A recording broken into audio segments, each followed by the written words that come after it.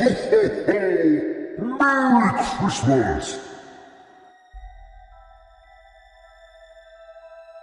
Et bienvenue dans cette nouvelle case du calendrier de l'Avent de l'horreur. J'espère que vous kiffez jusqu'à maintenant. Aujourd'hui, nous mettons une nouvelle fois les femmes à l'honneur et nous partons pour 3 histoires de femmes tueuses en série. 3 histoires méconnues et assez anciennes, des femmes cruelles et calculatrices. Alors mesdames, on cache un côté sombre? Vous êtes prêts à le découvrir? Alors venez avec moi dans les tréfonds du crime féminin. Générique.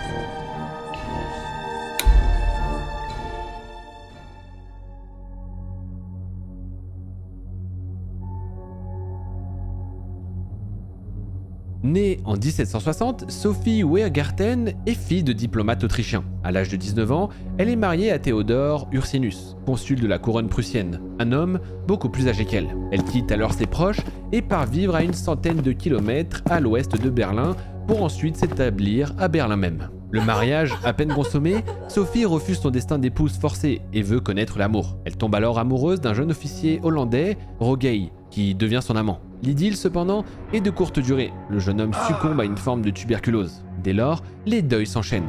3 ans après la disparition de l'amant, c'est au tour du mari de rendre l'âme. Il meurt en 1800, le 1er septembre précisément. Un an plus tard, Christina White, une tante vivant seule, est elle aussi retrouvée morte. Des morts en apparence naturelle, à des intervalles qui n'éveillent en rien les soupçons. Qui pouvait alors imaginer que Sophie Ursinus était une empoisonneuse qui tuait de sang-froid? Certainement pas les médecins qui ont été trompés par la minutie avec laquelle elle avait procédé. Rogeij, son premier amant, avait rencontré une autre femme et lui avait fait savoir qu'il devait la quitter. Théodore, son mari, lui permettait de jouir seul de la fortune qu'il lui avait laissée en héritage.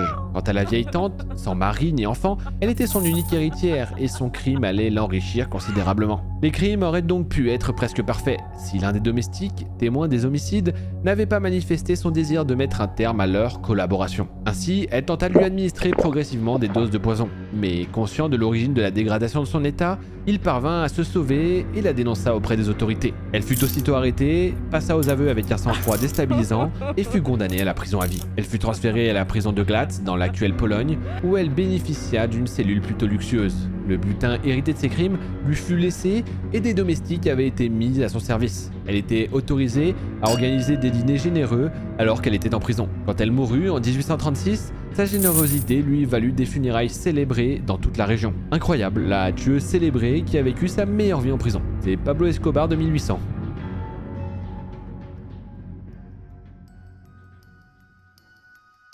Fille d'un aubergiste né en 1760 à Nuremberg, l'allemande Anna Schönleber, celle qui par sa laideur est surnommée le crapaud, sympa, pense épouser un avocat fortuné quand elle se marie avec un certain Swanziger. Mais l'alcool et les excès ayant raison de lui, Anna devient veuve et reçoit en guise d'héritage toutes les dettes de son mari. Sans plus un sou, elle se fait engager comme bonne auprès de riches familles en Allemagne et en Autriche, chez qui elle ne peut s'empêcher de dérober un bijou de temps à autre. Mais la vie que mène Anna ne répond pas à ses attentes. Elle rêve de rencontrer un riche et beau jeune homme qui voudrait bien l'épouser. Arrivée en Bavière, dans la ville de Pegnitz, elle jette son dévolu sur son employeur, le juge Glaser, qui est alors séparé de sa femme et qu'il veut reconquérir. Étonnamment, Anna joue les entremetteuses et parvient à réunir le couple. Peu après avoir repris une vie conjugale, la femme du juge tombe subitement malade. Des douleurs atroces et des vomissements ont vite raison d'elle. Elle succombe et Anna attend de pied ferme que le veuf la demande en mariage. Mais bien loin de cette idée, Glaser la licencie et la laisse sans travail. Dur, tout ça pour ça. Elle trouve alors un autre emploi auprès d'un autre juge, Graumann, célibataire celui-là, et compte bien se faire épouser. Mais Graumann, sans connaître les intentions de sa bonne, fait savoir qu'il va épouser une belle jeune fille.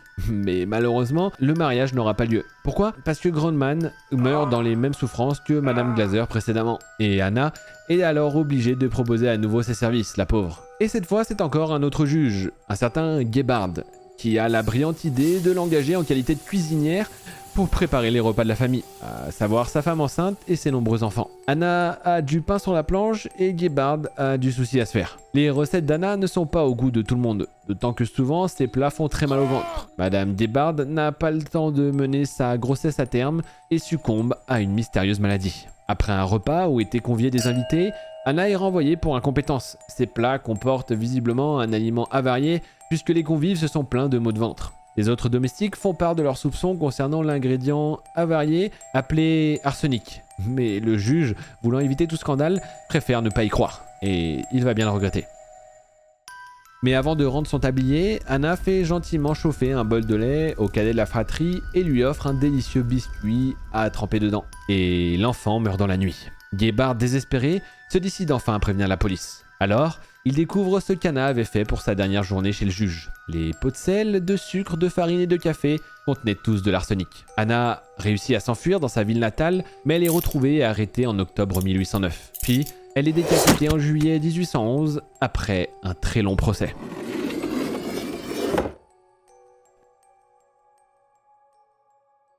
Cette Écossaise, née à Édimbourg en 1847, émigre en Nouvelle-Zélande à l'âge de 18 ans, où elle épouse Charles Dean. Le couple vit dans un taudis pourvu étonnamment d'un jardinet recouvert de dahlias et de chrysanthèmes que Williamina cultive avec le plus grand soin. Les revenus du mari étant suffisants, Williamina, appelée aussi Minnie, décide pour arrondir leur fin de mois de faire office de nourrice en accueillant des enfants dans la maison. C'est pas la Minnie de Mickey, je vous le dis tout de suite. Les deux premiers arrivants ont vite fait disparaître. On conclut à des morts naturelles, mais les conditions d'hygiène dans lesquelles la nourrice travaillait remettent en question sa capacité à en soigner d'autres. Minnie décide alors de prendre différents pseudonymes. Elle passe des annonces dans les journaux et parvient à avoir la garde d'autres bambins. Sous l'identité de Cameron, on lui confie, contre la somme de 4 livres, un bébé âgé de 1 mois, l'enfant d'une certaine Madame Hornsby. Mais vous l'aurez compris, le nouveau-né ne tarde pas à disparaître. Minnie fait croire à un enlèvement et une enquête est ouverte. Mais les enquêteurs soupçonnent d'emblée la nourrice négligente et ils fouillent la maison des Dean et retrouvent les vêtements du bébé. Les fouilles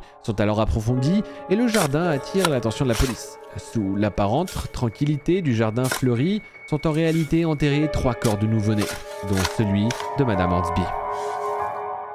Sympa, elle faisait pousser des fleurs avec le corps des bébés. Bah voilà, si un jour vous retournez chez le fleuriste, vous vous direz peut-être que elle fait pareil, la dame qui vend les fleurs. Horrible, désolé pour les fleuristes qui passent par là. Le couple est alors immédiatement arrêté et au terme d'un long interrogatoire, le mari est relâché. L'accès au jardin lui étant formellement interdit par sa femme, Charles ignorait non seulement l'existence des corps, mais surtout l'activité macabre de son épouse. L'autopsie sur les bébés révèle que la mort a été causée par une overdose de morphine. Williamina Dean a été jugée en juin 1895. Reconnue coupable, elle a été condamnée à la pendaison. C'est aussi, historiquement, la première femme à monter sur l'échafaud en Nouvelle-Zélande. Voilà, le petit point culture en même temps, vous serez. Voilà, première femme à être montée sur l'échafaud en Nouvelle-Zélande, Williamina Dean. Vous pourrez le sortir en soirée mondaine, pas de souci. Je vous l'autorise, c'est pour moi.